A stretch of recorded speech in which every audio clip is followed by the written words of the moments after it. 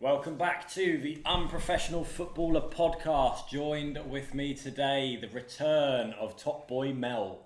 He's back. Episode 2. Yeah. Welcome back. We said, oh my God. Let's quickly talk about the success of Episode 1. What a result. Shrek was good, you know. It was. It was good. I think we got 150 views in the first day, 2 days, which for something that obviously didn't have any audience before, I think that's good numbers.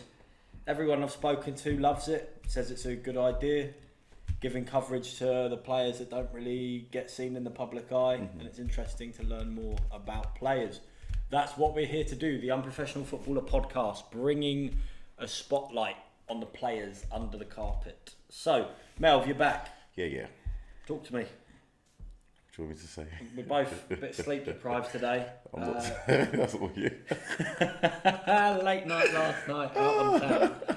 Celebrating the end of the season. Let's start there. Season's over. Yeah. How did it go? I mean, I don't know. It could have been better, but it's all right, you know. Wasn't a bad season. Personally, it wasn't a bad season for me, but if you look at it as a whole, the team, you know, getting relegated is never easy, and you know, the mood around the team, the energy, it's not great. For context, Melvin's team, Rabat Ajax FC, they were newly promoted into the Maltese Challenge League this year. It would be their first year in the division for a while. They've been down in the bottom for a little bit, right? I have no clue. Can't remember the last time. They used to be a big club in Malta. They've won titles before in the Premier League. Bit of a decline lately, on the bit of a rebuild. Made it up a league into the Challenge League, which is the second tier of Maltese football, but unfortunately did fall at the first hurdle of trying to stay in the league in their first year back. They're back into the National Amateur League, which is the third tier, right? Third tier of Maltese football. Melvin, you joined at the end of January. Talk to me. Where was the team ranked when you joined? Were they in the relegation battle still? They were already in a relegation battle. Exactly. And, you know, it was a thing that, you know, I was hoping I could help the team. Positively influence, try and help them stay up. Something different, something new. A bit of reinforcements for them. So, Melvin joined at the end of January. How many games were left? 8 games. 8 games. I did play every game. So 8 games to try and keep the team in the league. You contributed, got some goals. 4 goals, 2 assists. 4 goals, 2 assists for a team that was struggling at the bottom of the league. I mean, that's good return. I feel like you gave them what they were looking for from you. Maybe some more overall team performances maybe is what let the team down. I went to go see one game. It was the second last game of the season. And you could see just the team looked a little bit disjointed. Yeah.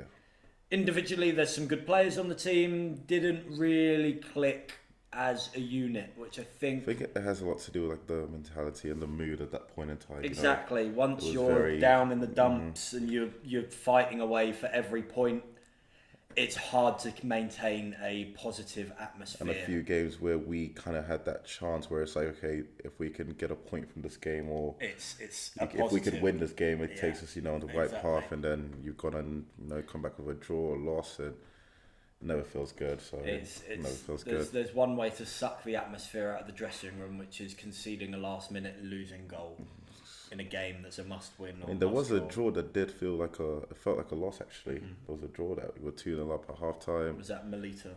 No, that was... In Matbar? Probably in Matbar, Yeah. Up 2-0 at half-time, they had a red card, and we just got too comfortable, I guess, that's all I can say. And it was 2-2. They did tie it up literally for the end of the game, and it felt like a loss. It was more of a loss than a draw, so... Changing room's never a nice place to be in when you're in that battle. People start to argue, people start getting in each other's faces, as I saw firsthand. But no, so you came to Malta, finished the season now. Any idea on what's next?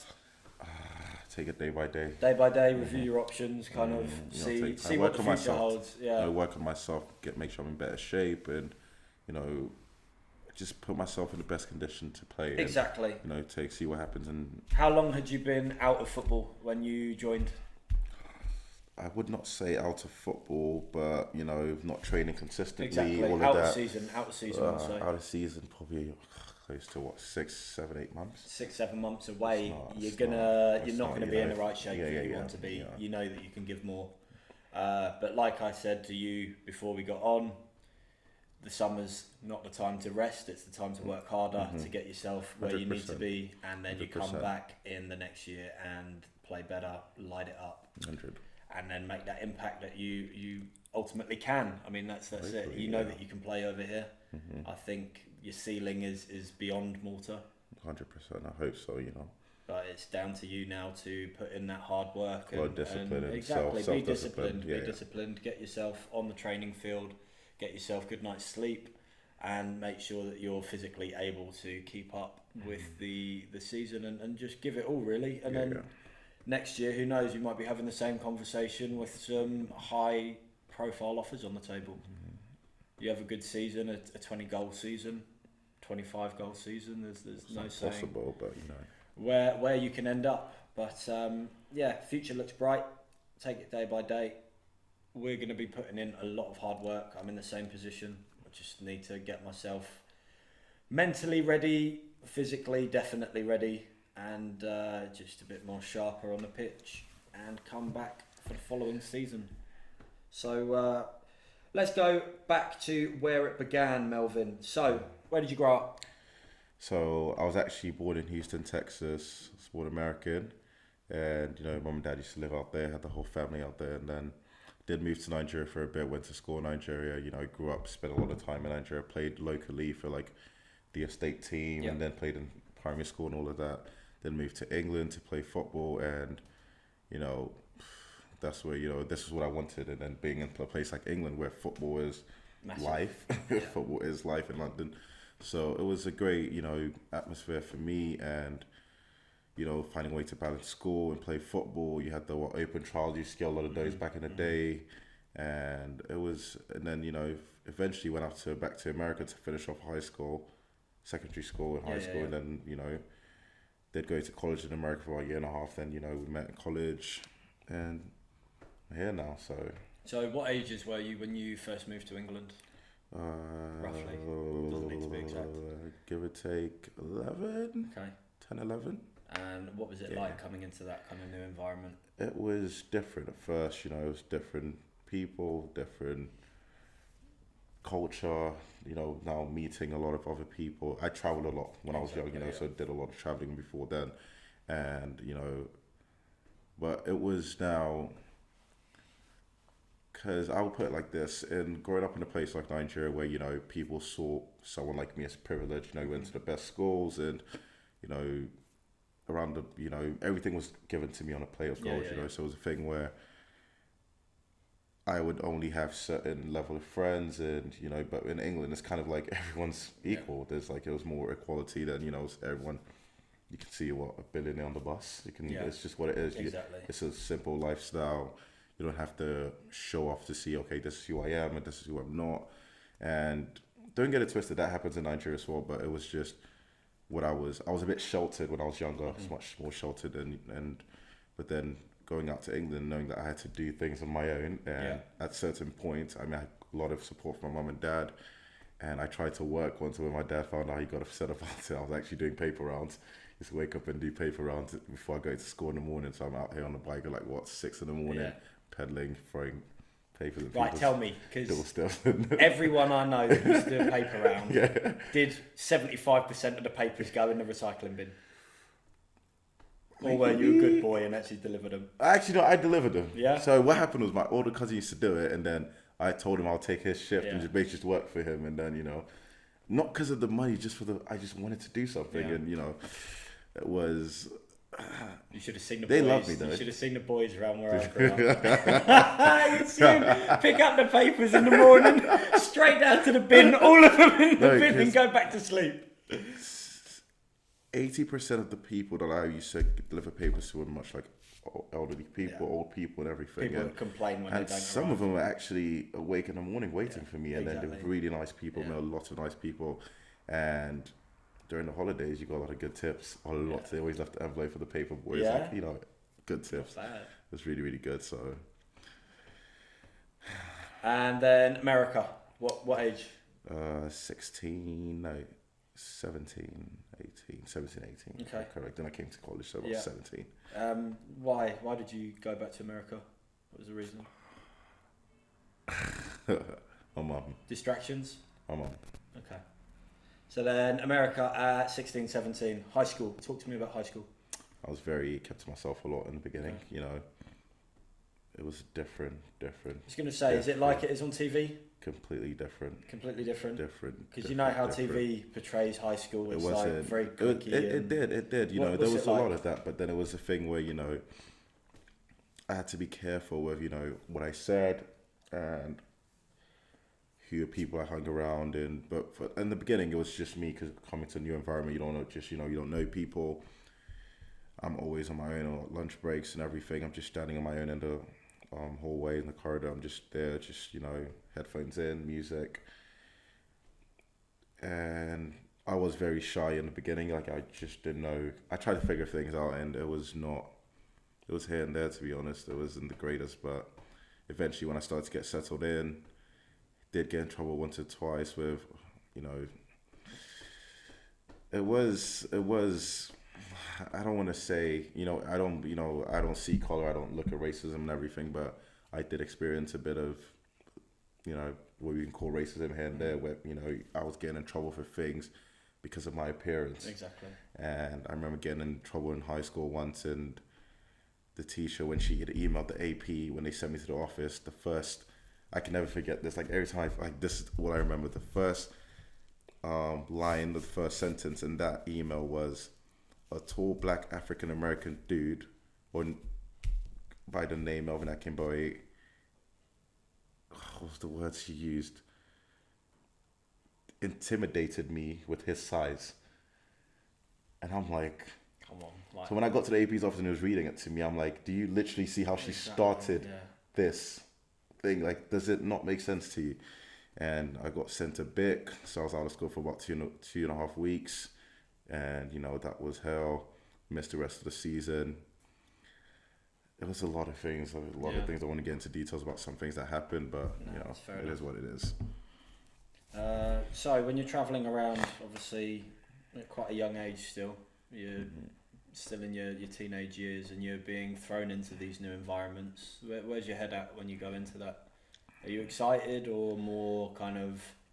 Traveling always excites me because, you know, you get to meet new people, new cultures, you get to experience a lot of things. I tell people, if you make your money today, I would not invest in cars and houses and everything.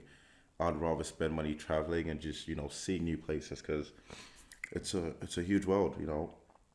It's a very, very big place. It's a lot of different people, amazing stories. You could, like, you know, it's just something to remember. And then, exactly. You know, so especially in America, you meet a lot of people who, you know, their biggest goal is to buy a Mustang at the age of 17. And to me, it wasn't like that. I wanted to see the world, and it just opens up your mind. Perspective. You know, perspective about everything. You're not closed-minded. You are open to so many things, so many people, different types of food. It's amazing to travel. So I think the people that have that wider perspective of cultures in life, they are kind of the keys to innovation. Yeah.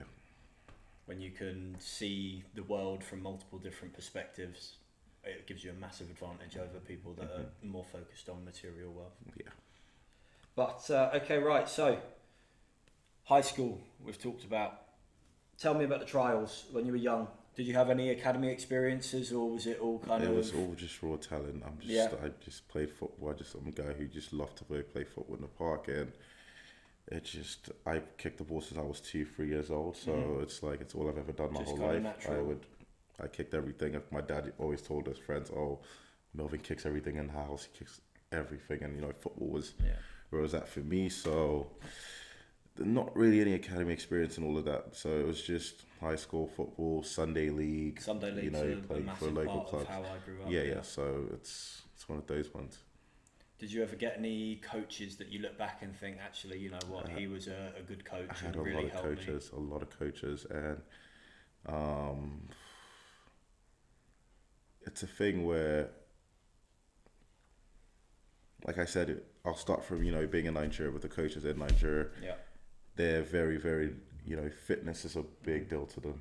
Oh my God, there's some days we go play on the sand and you're running like 100 laps, and it was Well, I mean, fun. you see the athletic talent that comes out of Africa. Yeah, it's, the hard work. That work ethic And is it's unbeatable. ridiculous, and they were more harsh on you, they were very, very harsh on you, and it wasn't because they didn't like you, because they wanted the best out of you. They want to push you to the your very, very top. And there was a thing they used to say, black man never dies. Like, even when you're dying, they're telling you to keep going. Exactly. And it was a huge part of me, because it instilled a part of discipline. Also, like, it instilled this, attitude towards me that you can keep going. You can always keep going, no matter how bad it is. You can keep going, even if you have to crawl. You got to keep moving. And going to England, it was different type of coaching. It was a lot more technical stuff. So It's a bit more ego involved. And That's then, how I find England is. It's a very ego-based football yeah. area. You have every dad used to play. Everyone used to play. Used to play at some team. Everyone used to play. They think they know more than the coach, so they think they know what's best. Yeah, and I remember I had a lot of those at the games. So many voices. It's hard being a coach in England. If I was a coach, I would struggle, because especially in the lower, the youth teams and all of that, because every parent every dad has a perspective. Everyone has to say something. Everyone's conflicting what you're actually trying to teach the kids, and then the kids they're fighting for their kids. Like, everyone's saying, my son should be playing. And at that age, how do you determine who to listen to? It's very, very difficult. It's a struggle. You've got 6 or 7 different voices in your head, how do you turn around and make that decision at such a young age of who to actually listen to? Do you listen to your coach? Do you listen to your parent? Do you listen to your best mate's dad that played at Crystal Palace when he was 15?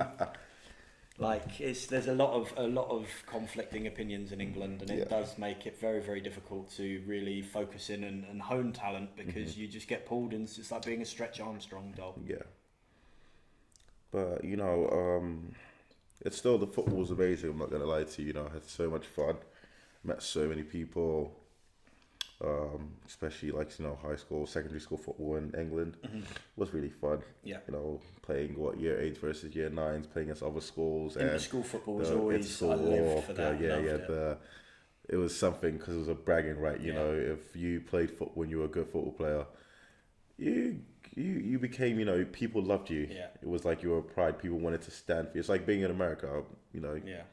Certain things you can't speak about, but if you played American football, went to school, and you're one of the top players, you get away with certain things. There's things you can get away with that other people probably won't. So there's that for sure. I remember the adrenaline rush you got. I was captain of my primary school team, and we all used to get in the cars of all the mums of the kids and drive off to the school. It's 20 minutes down the road. Oh, God. And while you're playing on that pitch, it's like you're ready to die.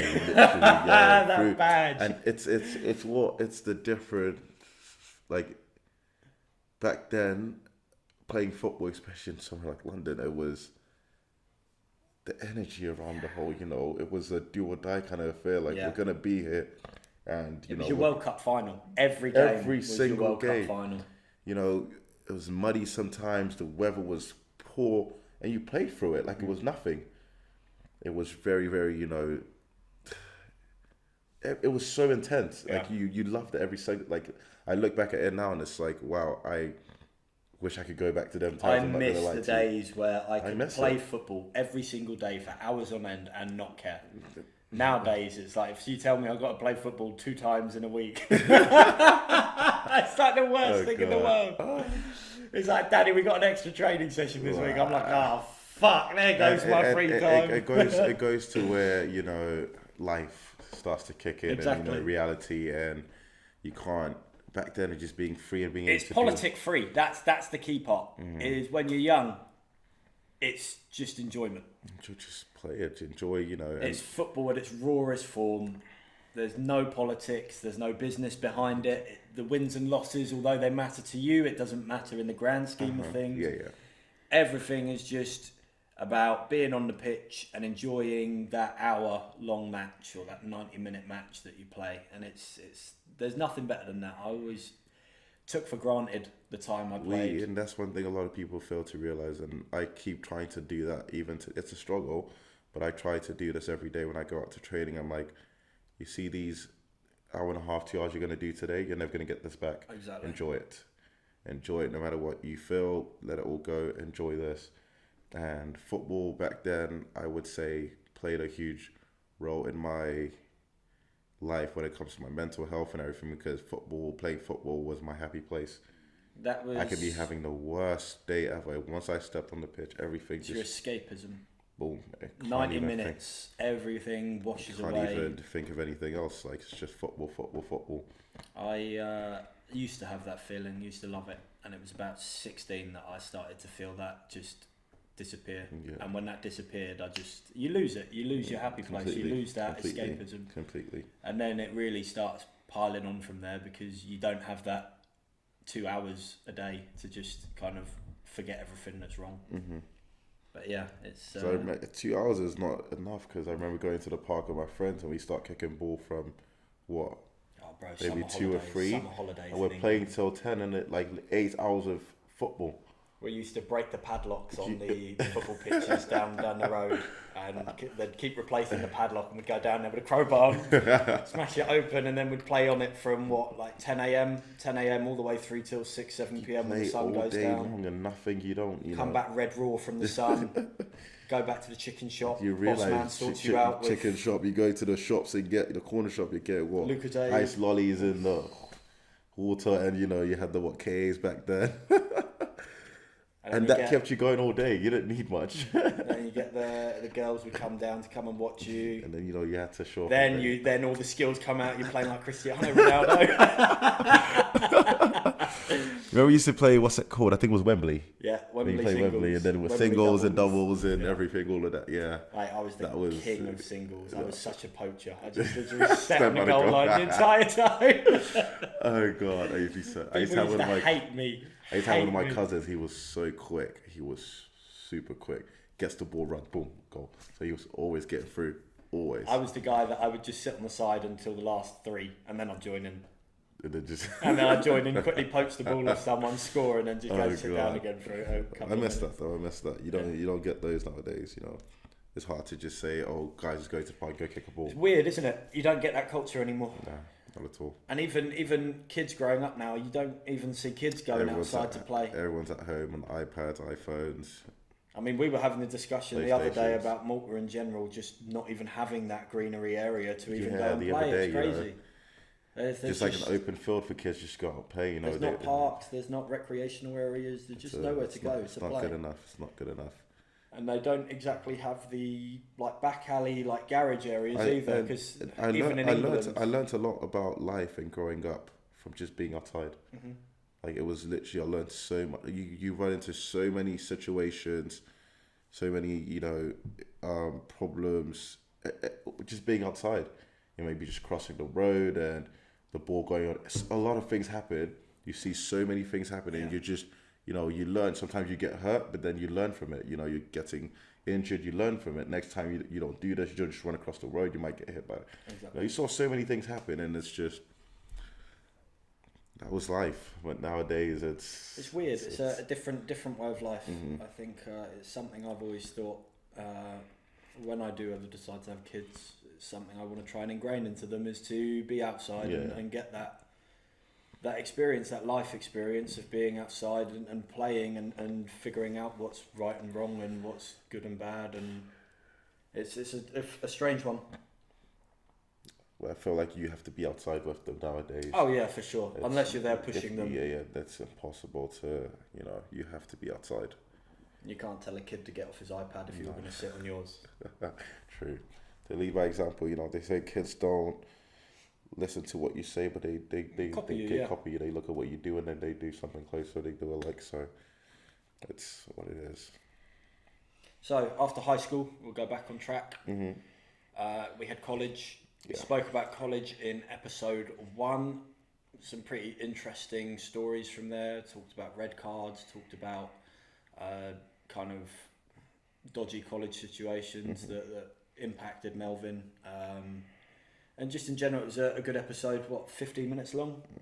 If you haven't seen episode 1, I strongly recommend go and press pause now. Go and click the link in the description and go and watch episode 1 to find out about how Melvin's college journey was. And you'll also find out how we met, which is also a very funny story. So after college, you dropped out, right? I put a pause on education. A pause on education. I don't want to call it a dropout because my mum and dad don't like that word. I'm not a dropout. I just we'll be taking a break, you know. Pause on education is a nice way of putting it. I also took a pause on education permanently. Oh, God. So you paused education. Yeah. Where did you go to next? I read that your first trial experience in Europe was Hungary. Am I correct? Honvéd Budapest. Honvéd Budapest. Tell me about that. It was a very, very interesting experience. I actually remember you calling me when I think it was just before you were about to go. I remember us having a conversation and you talking about you about to have your first kind of professional environment. It was... And we had a good chat about just go and enjoy the experience, learn from it, look at what the professional players are doing, and begin to take in what it actually means and entails to be a professional player. Mm-hmm. How did the experience go? Talk to me about Hungary. It was, how do I put this? It was a very, very, I don't want to say tragic, but I loved every moment of it, don't get it twisted. But a lot of things happened and it opened my eyes to a lot of things that did affect me moving forward. Mm-hmm. It was getting to that environment, it was different. It was new to me, being in a place where a different country, they don't really speak English. I was going to say, what's the language skills like? Now, that's another thing a lot of players deal with when they travel, especially, you know, the language barriers. So, you know, there's a lot of countries, they don't speak English. And what do they speak over there? Hungarian? Hungarian. It was... I'm young. Mm-hmm. I wanted to have fun. I wanted to... What were you 20 at the time? 19, 20, if I'm correct, somewhere around there. Decided to just go, probably even younger, you know, to 18, 19. So, because I did... 18, it was the first year of college. First year of college. Yeah, so I did leave and come back to college. That's what happened. It was after the first year.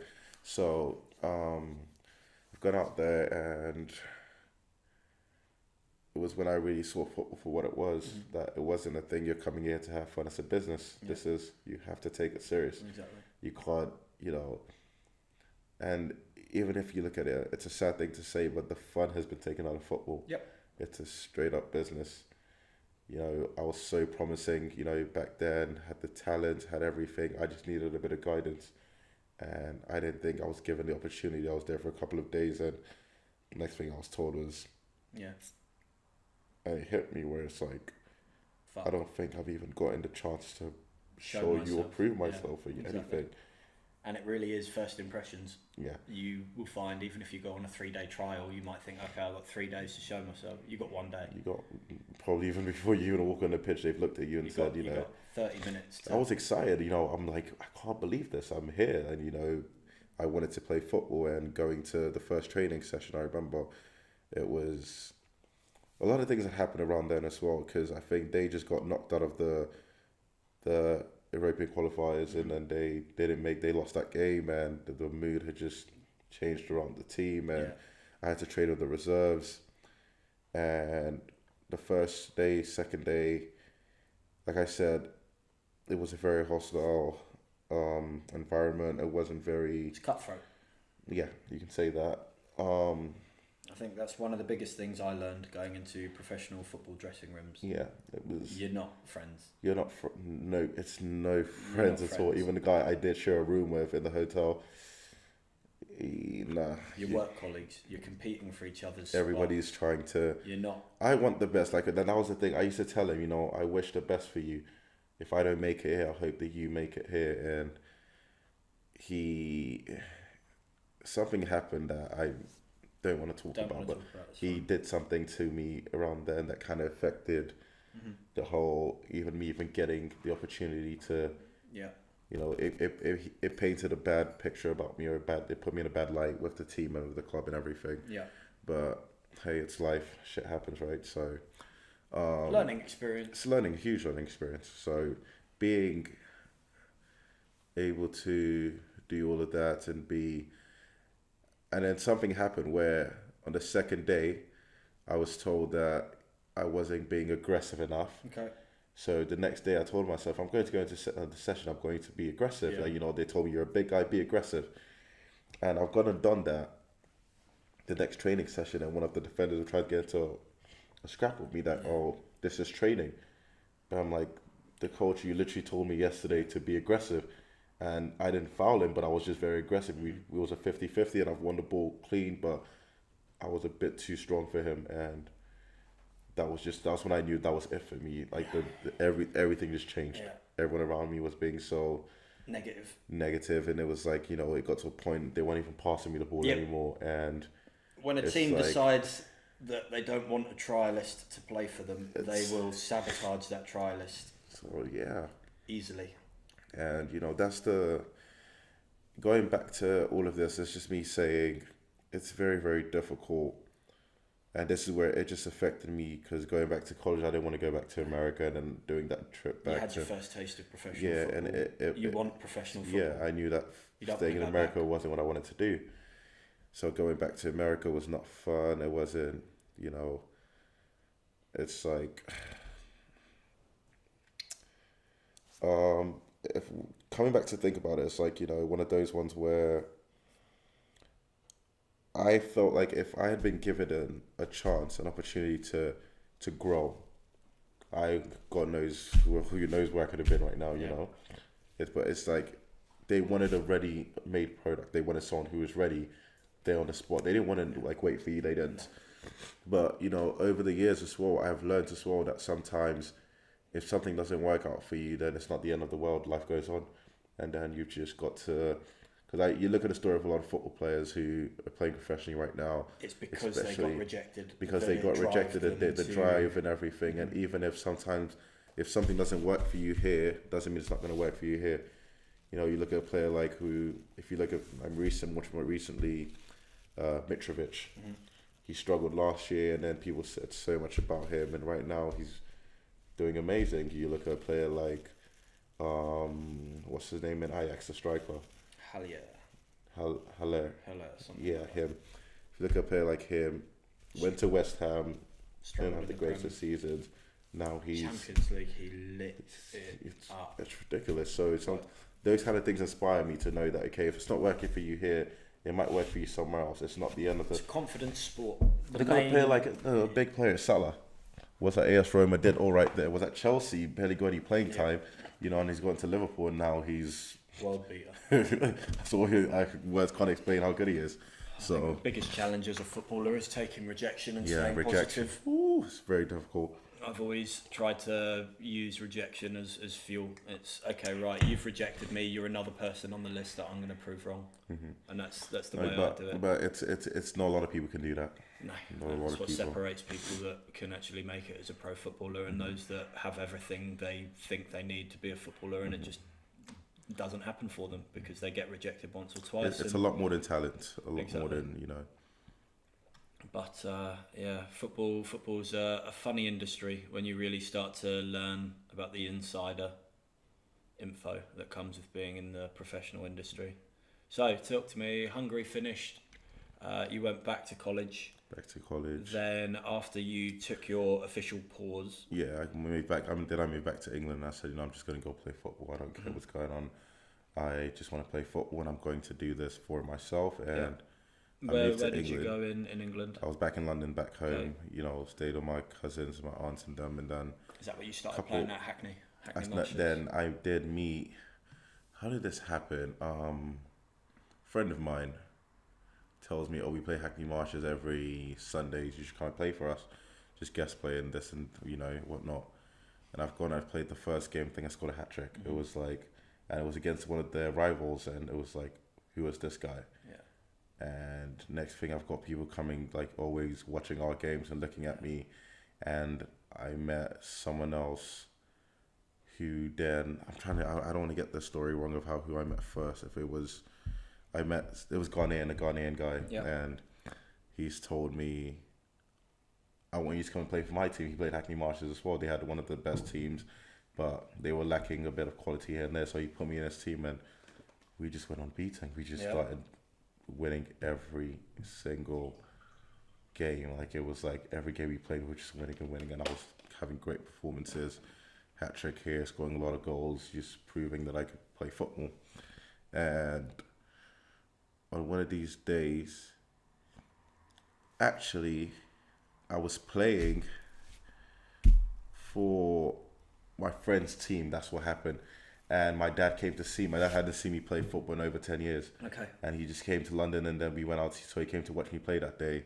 And the Ghanaian guy, he was half English, but Ghanaian roots. And then, he was actually an English guy, but then Ghanaian roots. And then he's watching the game from the side. And I did pull my hamstring about 5 minutes left in that game.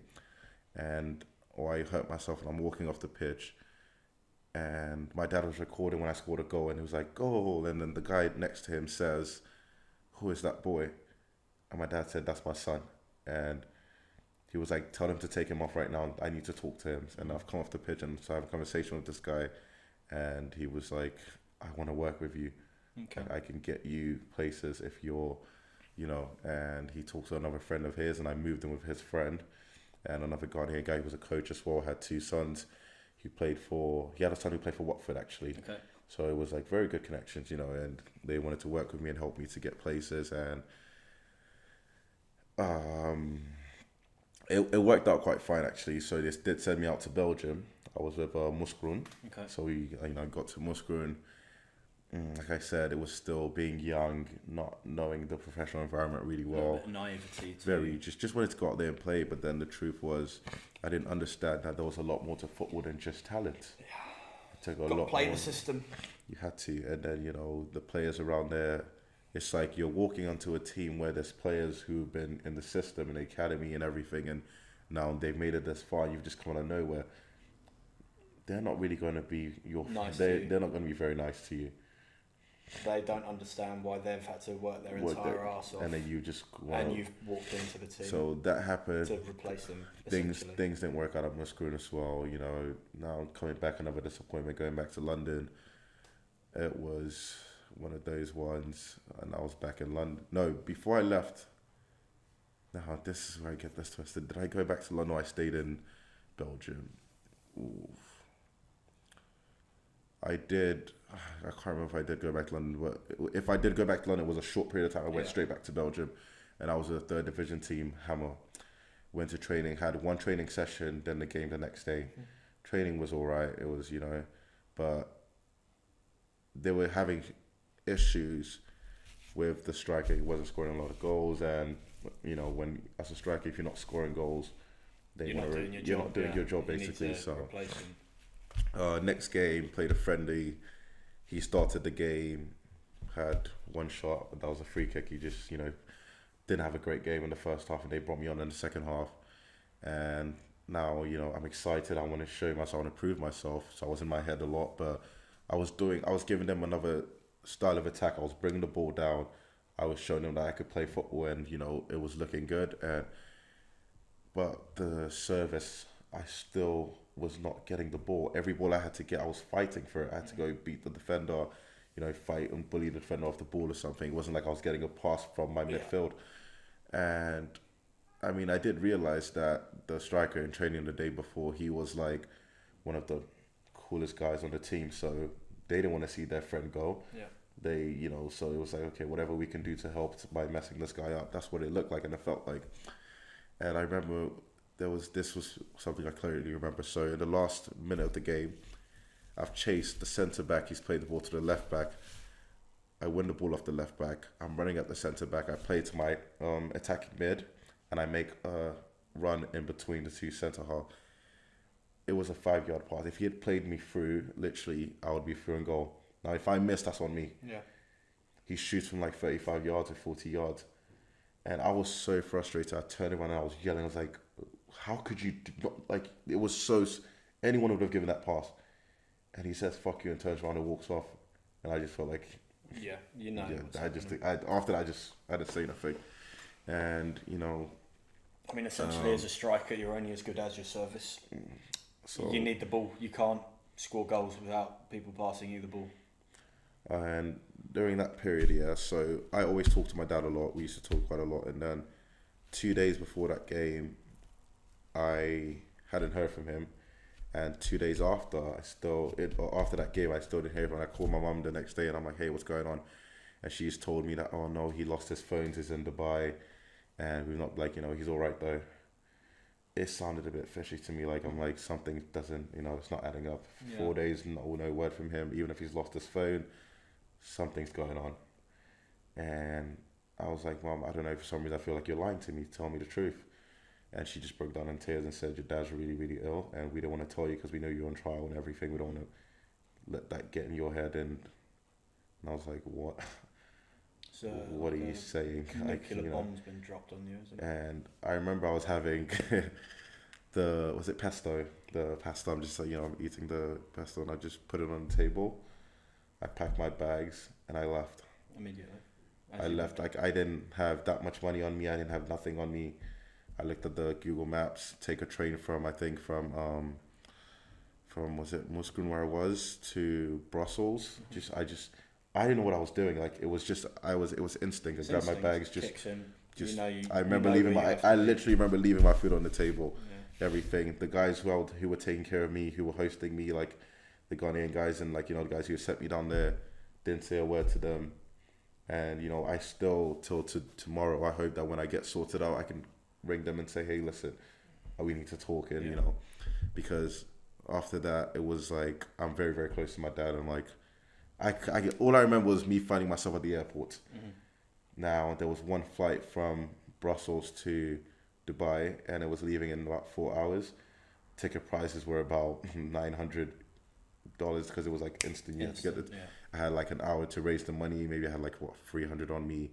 I'm calling friends, family, everyone, and just trying something. My mom's called me and said, hey, everything's okay. You know what? Go back to London. From London, you figure things out. I was like, I don't think you're listening to me, Mom. Like, I am not. It's Dubai or nothing.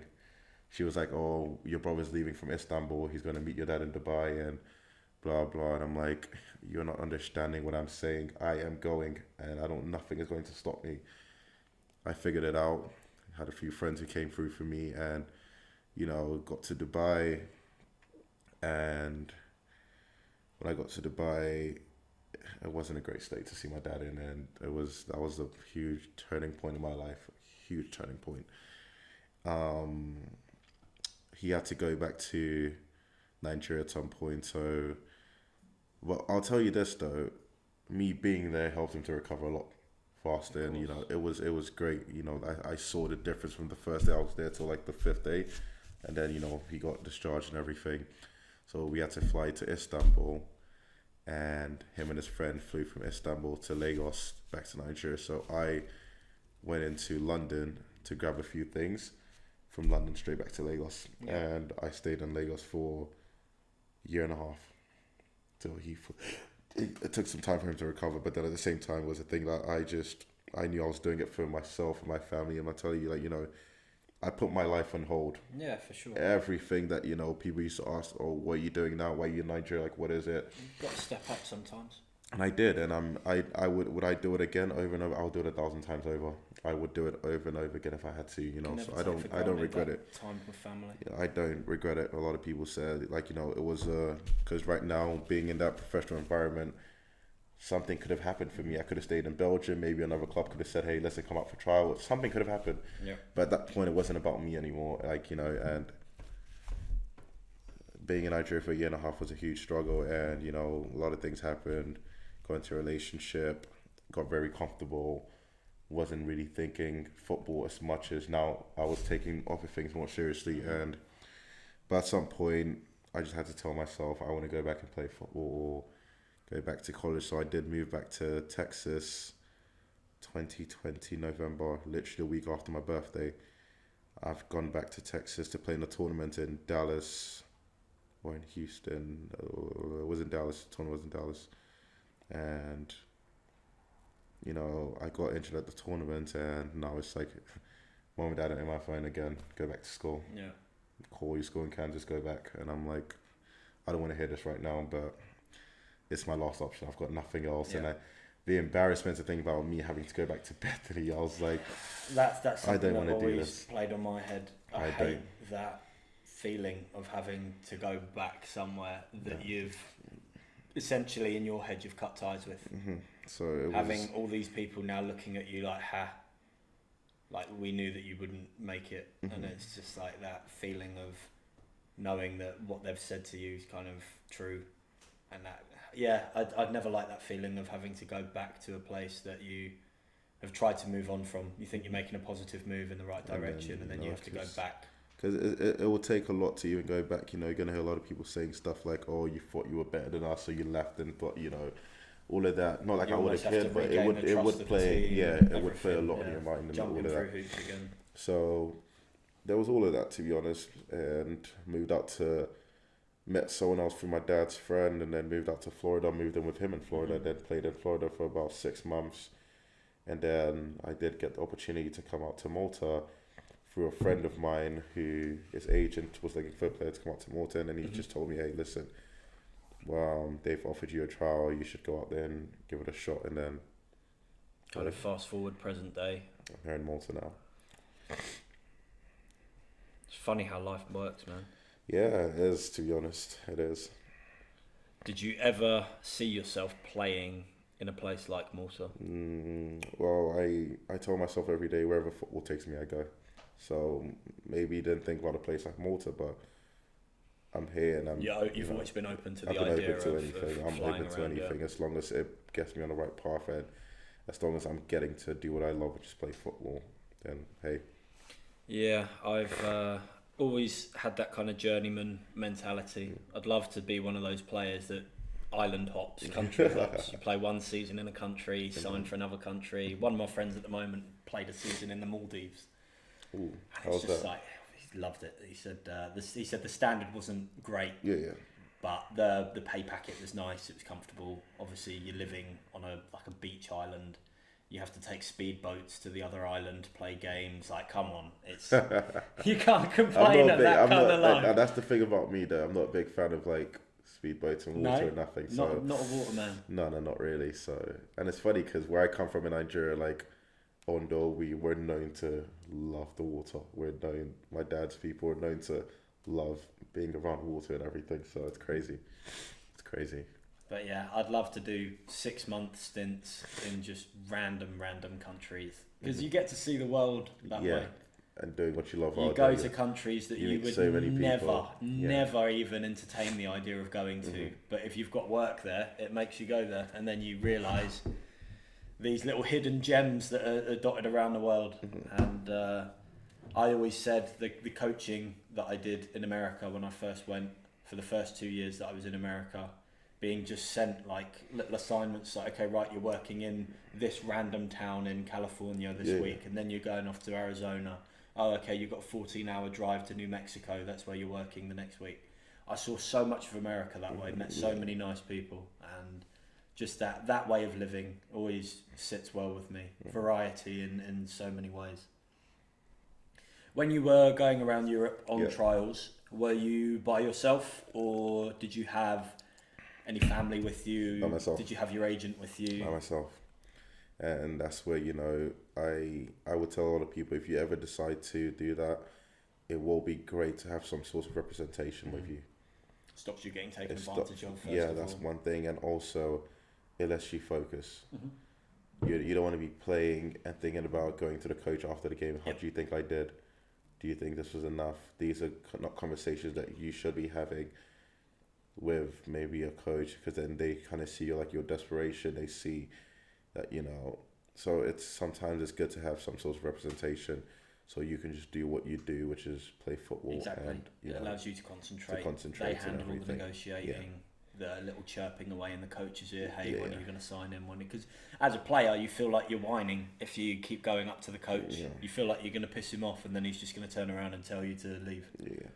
I remember you're playing, and after like 2 months of being on trial, it's like, come on, bro, we gonna do this or not? What's Like, going on? come on, I'm part of the furniture here now. God. Everyone knows me. I know all the backroom stuff. What's going on? When God. am I going to get my contract? And then you know, as the season's getting closer to starting, you're like, I need to push him. I need to edge him now. But at the same time, if I keep fucking in his ear like coach, he's gonna turn around and just tell me to fuck off. So it's like a balancing act, trying to figure out how much you need to talk to the coach, but then also not talking too much to him. And it's difficult though. It's difficult.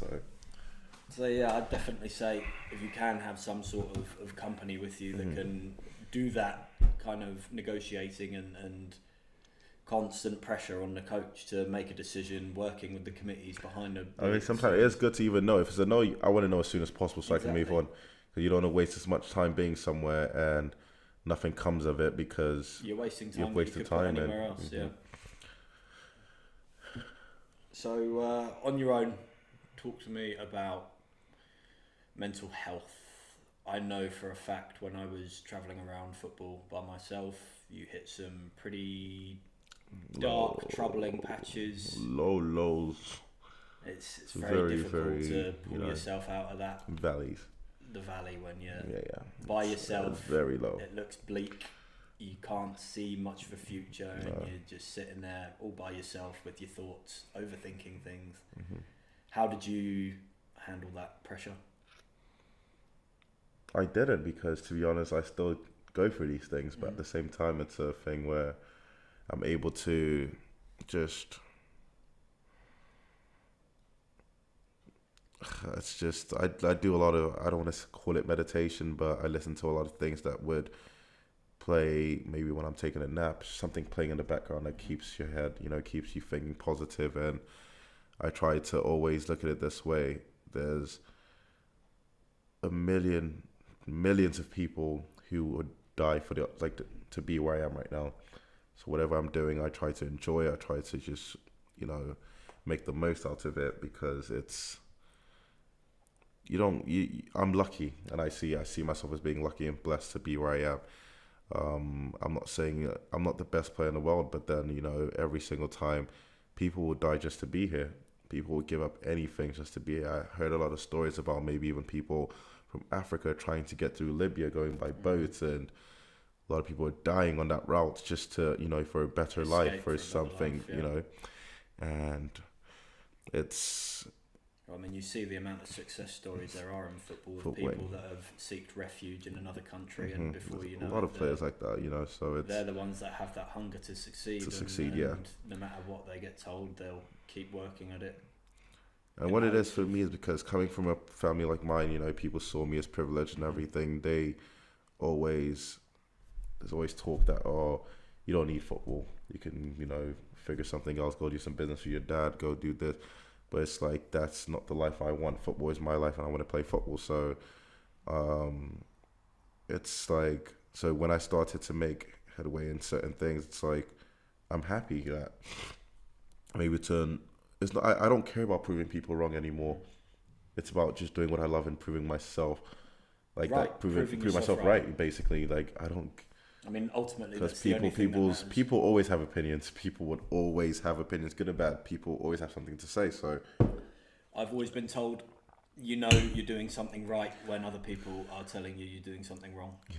So. When people don't like what you're doing, you're making waves. You're doing things that other people couldn't do, and they're trying to tear you down because you're succeeding. Yeah.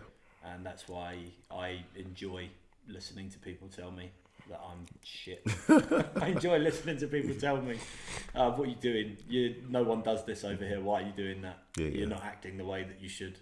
It's like, fuck you. I'm going to do whatever I want. And I'm going to make this the norm. I'm going to make this the thing that everyone wants to do but couldn't. And I'm going to be that trailblazer that people look at and think, fuck, why didn't I persevere with that when I was doing something similar? Or, I thought about doing that, but I didn't really think it was going to work. But you put your mind to something, as long as you believe that you can succeed, you just got to keep telling yourself that, no matter how troubling times get, no matter how difficult you may see the future to be, you keep your face forward and keep looking ahead, and just say to yourself that you're doing it for a reason. any progress is progress at the end of the day. You take it day by day, chip away, little bit, little step. Before you know it, those little steps, they've created a big step, and you're actually on the road to doing what you want to do. As you've proved, Melvin, you said you were lucky. I don't believe in luck. I think you create your own luck, to be honest. I think you've worked hard to put yourself in a position to succeed. Yeah. You have dedicated your life to the craft, and you're reaping the benefits of putting in I'll that tell hard you work. this much though, because like I told you, I was out of football for some time. Being here now, it's like I was actually thinking last night, over the next month or two, I know that if I can be disciplined to do the work and to make certain sacrifices, there's nowhere I don't think I can play. Wherever it may be in, like I can see myself going from here to here Quickly. if I just do the work. And Well, I'm not being funny. You look at the players that are similar builds to you right now in world football that are playing at the top level. You look at the Lukakus. yeah, You look at the Bentakes. What do they have that you don't right now? I don't think there's Technical anything. ability. There's no difference. I just Now it's about putting in the work. the work that being making disciplined yourself enough, consistent. because it's a very, that road, it's not the sacrifices you have to make. It's We're talking diet, everything, training, friends, sleep, the nutrition, everything. It's all. It's a very isolated world. It's a very, very isolated world. Being a professional football player, it's because even when you're people just think once you're playing professional football, like you're living your best life, you're making how wrong they are. a lot of money, and in my head I'm just like, you don't want to know You the don't half know of the it. half of it. I Well, you love do it. not- There's you the don't wanna footballer know the half. iceberg. Have you ever seen that image that goes around Instagram? I love it. I just saw it literally before we started this. Bro, Give me 2 seconds. It's my favourite picture. Someone has just posted this. Who did? On the screen, guys, I'll put this image up there. Someone did post it like a couple, so and I was just looking eye-opening. at this. I'm trying to remember who did, and I'll put it up in a second. It's awesome. It shows you the what they see, which is the top of the iceberg. Yeah. Which is your fame, success, partying, money, fans. Yeah. And then you see at the bottom, underneath the water, what you can't see is the loneliness, fucking rejection, training, dedication, diet, all of this fucking sacrifice that you have to put in that no one sees and people take for granted. I've always said when people argue that footballers, especially in the Premier League, are paid too much, I tell them, fuck you, you don't know what they have to give I up. literally had just seen this before we started. Yeah. And Take a literally, screenshot of that so I get you to just, keep that. unless you've been through it, you do not know the struggle it takes to become a footballer.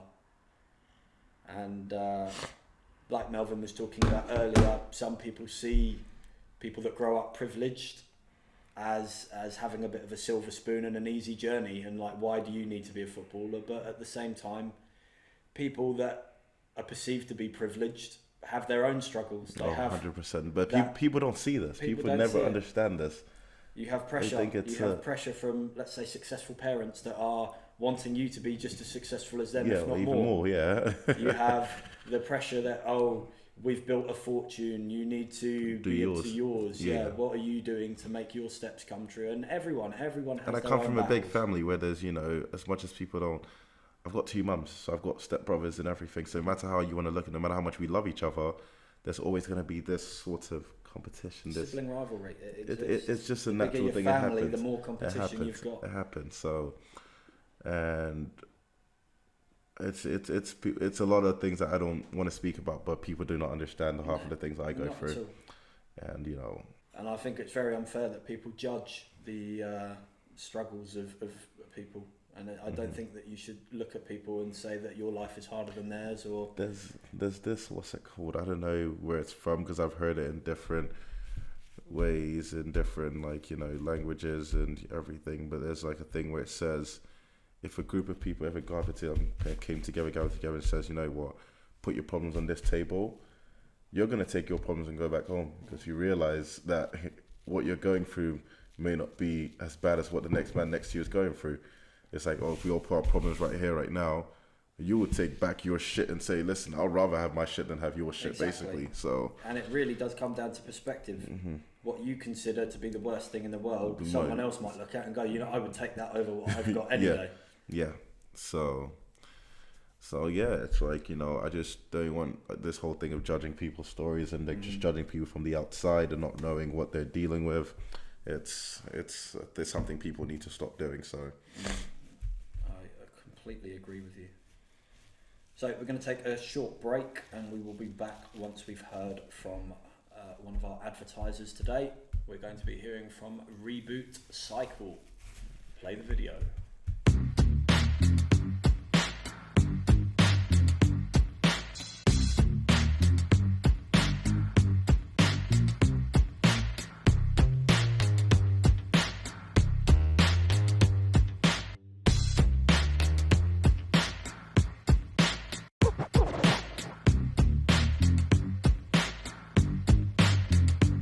And we are back. So Reboot Cycle, lovely company. I've bought from them many times before. They use recycling boots. They will buy your boots off you and sell them on and find them a new home, much like adopting an animal. So guys, go and get yourself some used football boots at great prices. You'll find some real steals at Reboot Cycle. On Instagram, link will be in the description below. Back to Melvin. Let's get to know Top Boy Mel. Favourite team? it's embarrassing, but I mean, recently it's been embarrassing, but I'll take Arsenal. Arsenal? I'm an Arsenal fan. That's who I grew up watching. On a bit of a come up at the moment. The Invincibles were, bro, don't talk to me about the I Invincibles. was a Barcelona fan back then because I love Ronaldinho, but then when you look at what Arsenal were doing in England, it was now like, oh, they're doing what they were doing in Spain. There was a team who could do that same thing in England, where the possession, the way they play, the tiki-taka, all of that. Beautiful. And seeing the quality in Arsenal team, I just fell in love, and I was like, ever since it was like Arsenal for me, it never looked back. I'll be honest, I didn't even care if we were winning or losing back then. The football was just so nice to watch. Every match you'd watch. Was it Wenger ball? That's what they called it back then, Wenger ball, even until like the years after that. Any match you'd watch, you'd learn something from it. And that's what I loved. I used to be a sponge when it came to football. I just used to soak up as much information as possible. Football to me has never been about the great goals, and it's about seeing the ball, just enjoying the game. There's some games you watch it and it's like it's a game of chess. I love the whole aspect of 11 pieces versus 11 pieces, and it's about moving people out of position to gain. To gain ground and find a penetrating line to attack through. I love it. I love football on a tactical point of view.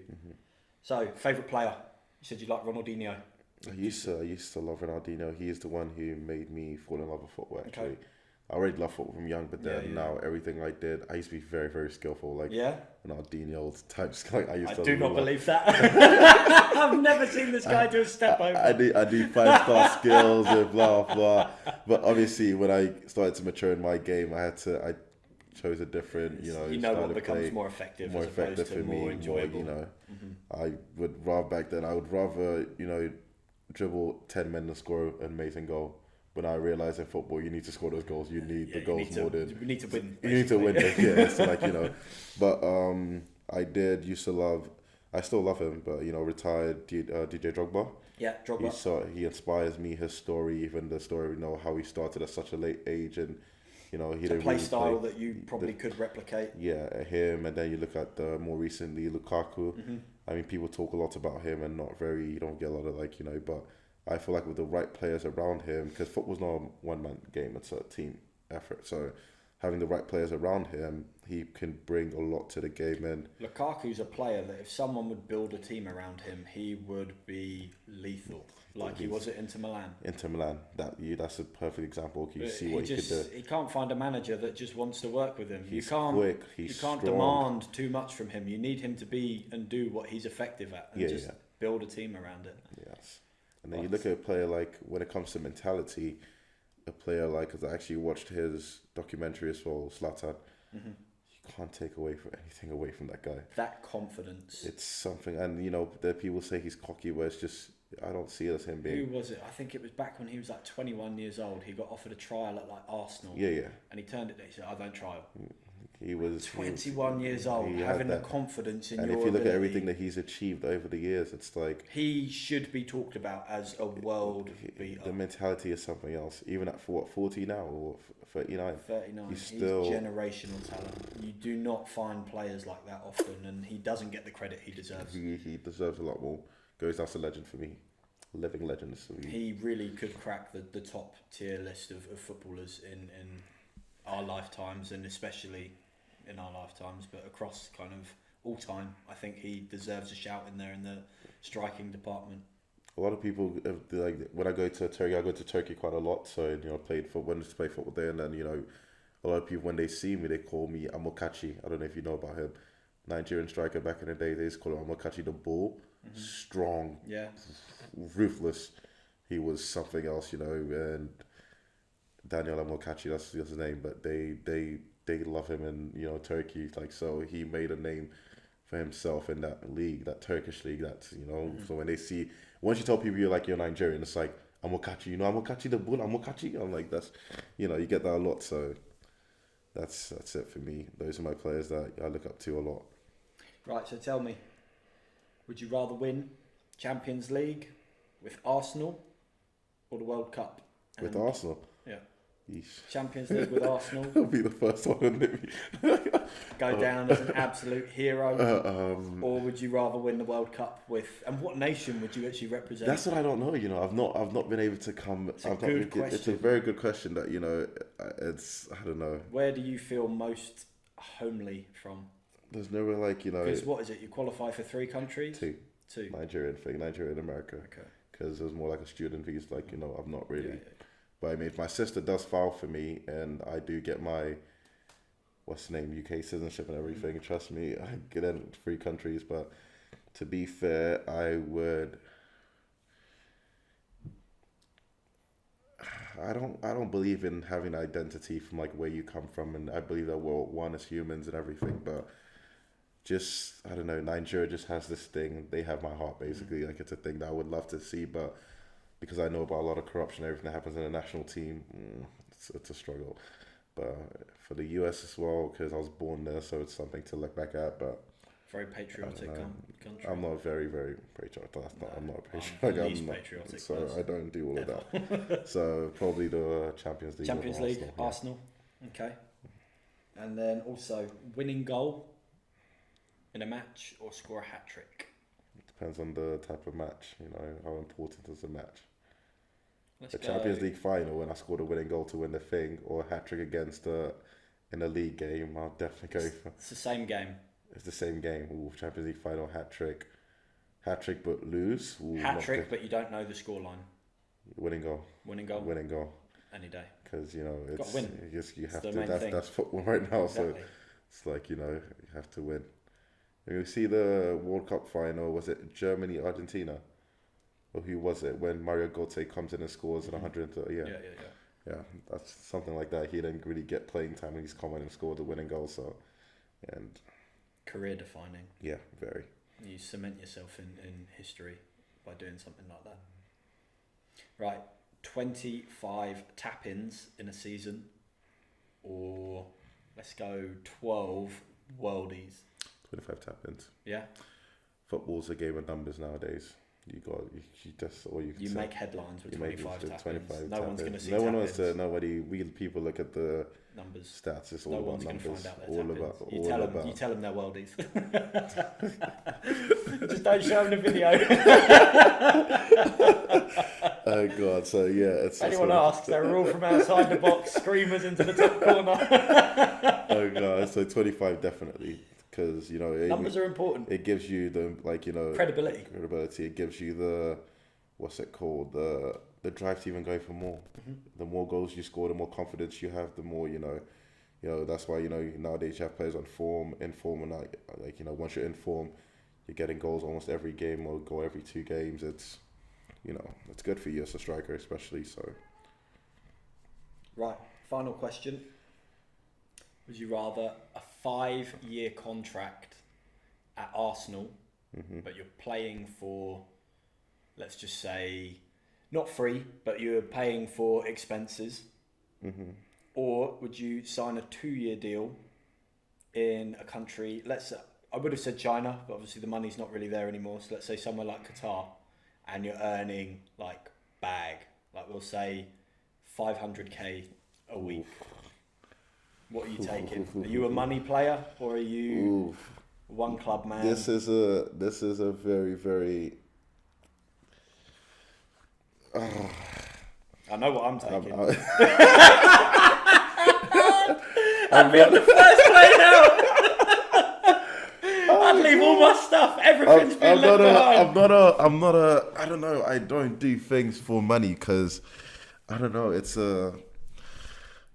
You said it before. Football's a business. It is a business nowadays. So it's a thing where, fam, I'm not gonna lie to you.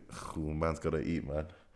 Man's gotta eat. You've got to secure that future. Secure a future for your family, especially the way the world is nowadays. You have to, it's look after yourself. Look after yourself because it's definitely a great to Qatar, man. 500k in 1 week.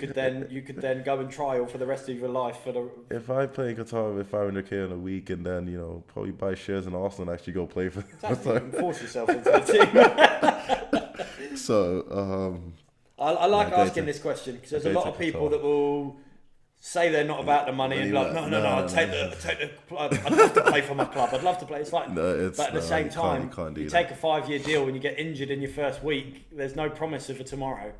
If you're playing for your expenses, so you're still going to be paid. What do you do after that? You've injured yourself now. But once you're on a contract, 500k a week, even if you're injured, you're still getting paid. Exactly. Okay, yeah, straight to Qatar. You take that money, bro. Once you're on a contract, they have to pay it. Jack Rodwell style. You milk the club until they're about to go to financial extinction. That what club was that? Was it? It's Sunderland. Sunderland.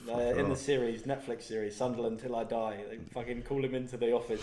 Jack, you're earning the amount of money that we could pay 7 players. Please, can you terminate your deal? No, I want to get fit and I want to prove myself. I've got 2 years left on this deal. He was a promising talent, though. He was a good player. I think City wanted him, or was he at City? He was at City. It was at City. He went from City to Sunderland, I think it was. And I think he once he went to City, he just hit money and was like, yeah, fuck this. I'm comfortable now. I've got it. I'm not going to speak for him, obviously, but I know that's probably where my head would go. If I'm getting a lot of money from football, you'd probably become a little bit not entitled, but just comfortable getting the paycheck. And at City, he wasn't really a big part player, was he? Mm-hmm.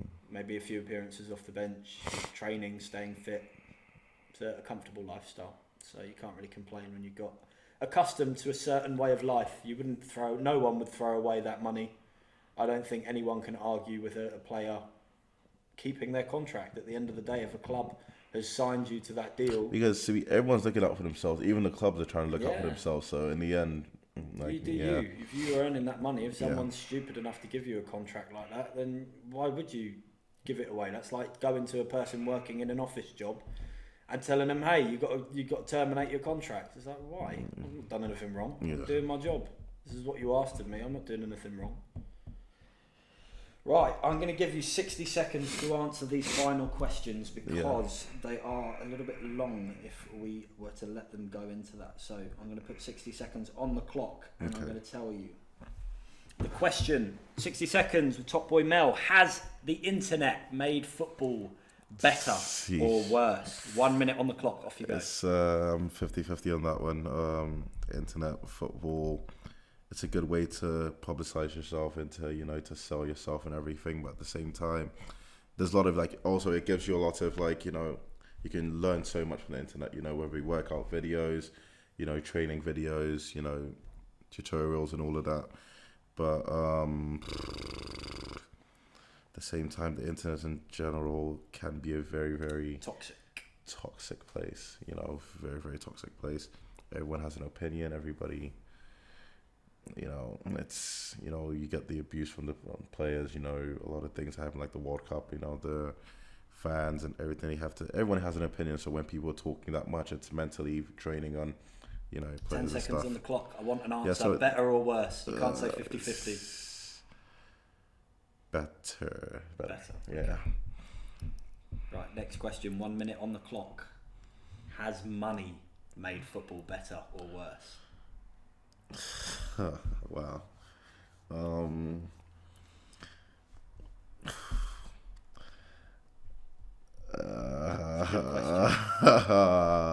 Makes you think. It's good. It's made it better because obviously you look at, it helps people to financially. It does generate a lot of revenue. Football in general brings a lot of money to the table. $1 billion industry. 100%.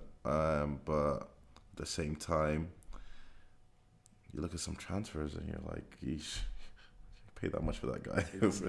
it's I'd say worse. Worse. I say worse. Right, Melv, I think we're going to call it there. It's good, man. Episode 2, the Unprofessional Footballer Podcast, complete. We are at 1 hour and 18 minutes, I believe, right now.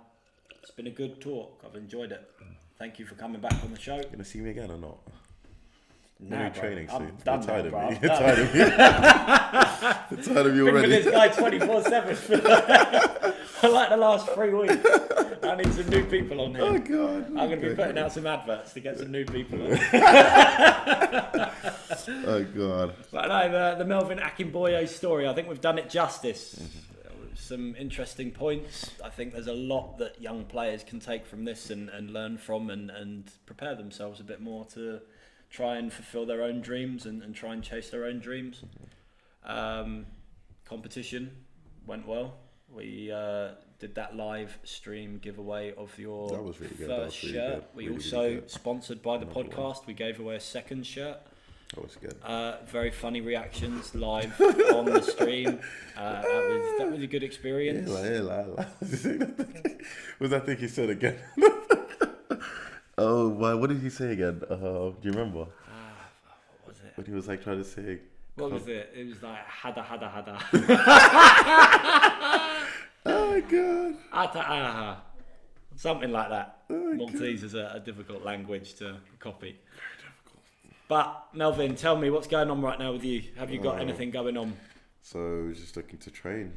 Should have some training videos coming out soon on Instagram. Looking to train and get ready for the next, it's summer, but at the same time it's pre-season for me. Exactly. Pre-season. That's how I like to call it. There is no off-season. Pre-season begins. You put the hard work in and you come to pre-season better than everyone else, fitness-wise. The best way to show yourself in a good light is coming in looking like $1 million. Guys, go check out Melvin on Instagram, melvin.akingboye. No, it's just Melvin Akingboye. Just Melvin Akingboye, get rid of the dot. And you'll see a lot of training videos coming out soon. You'll be able to catch up and see how Melvin's getting on over the summer and see if he can get himself into shape and get ready for the following season. I think it's going to be a good year for Melv because he's going to be working with me, so obviously he's going to come out looking great. We're going to have... Actually, we've got time now to sit down and properly plan out a schedule. I think that's what we're going to be doing next. Guys, thanks for tuning in. We will catch you on the 3rd episode. Melv, give him a wave. See you guys later.